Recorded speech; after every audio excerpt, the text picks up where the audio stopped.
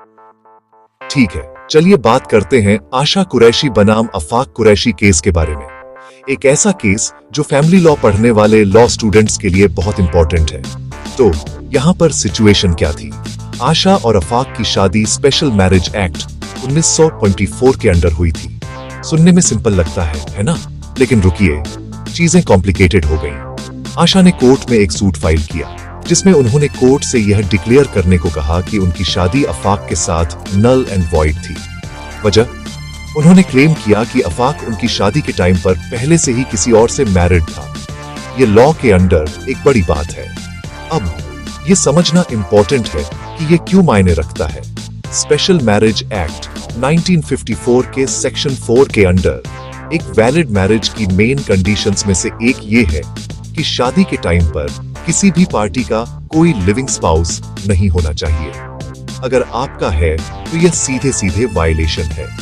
और उसी एक्ट का सेक्शन 24 कहता है कि अगर यह कंडीशन पूरी नहीं होती है तो मैरिज को डिक्री ऑफ नलिटी के through null and void declare किया जा सकता है। तो कोर्ट के सामने मेन इश्यू क्या था?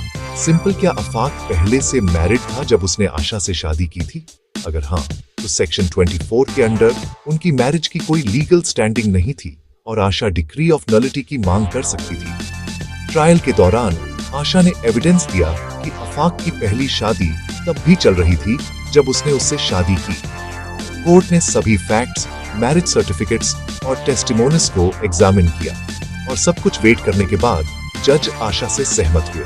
14 अक्टूबर 1996 को 4th एडिशनल डिस्ट्रिक्ट जज जबलपुर ने सिविल सूट नंबर 59A90 में एक जजमेंट पास किया जिसमें आशा और आफाक की मैरिज को नल एंड वॉइड डिक्लेयर किया गया। बेसिकली कोर्ट ने कहा, देखो, चूंकि आफाक का इस शादी के टाइम पर एक लिविंग स्पाउस था, ये लॉ के अंडर वैलिड नहीं है।